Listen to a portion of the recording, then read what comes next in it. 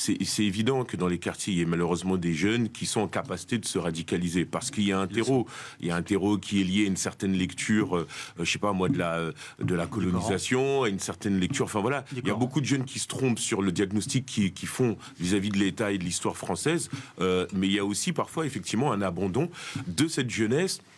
Alors qu'on aurait pu effectivement sur le plan social les ramener sur le giron sur le giron de l'État par une francité, par un travail sur la citoyenneté. Quand vous avez un jeune homme qui a 12-13 ans, qui est un jeune homme qui veut en pleine capacité de pouvoir se développer dans la vie et qui se retrouve dans un espace social qui est gangréné par des prêcheurs de haine, etc. À un moment donné, il fait un mauvais choix, c'est vrai, mais c'est un choix qui est induit par une situation sociale sur laquelle il n'a pas la maîtrise. Donc évidemment, une fois qu'il passe à l'acte, il va aller en prison. Et rappelez-vous ce que Daesh disait. Il disait, pour les séduire ces jeunes, il disait, soi-disant, évidemment, c'est un mensonge éhonté. La France ne vous aime pas et parce que la France vous a rejeté, on va vous accueillir. C'est sur ça. C'est ça le problème, en fait. Donc maintenant, il n'y a pas à chercher des excuses sur le plan social, mais lorsqu'on veut travailler sur cette jeunesse-là, il faut mettre toutes les cartes sur la table.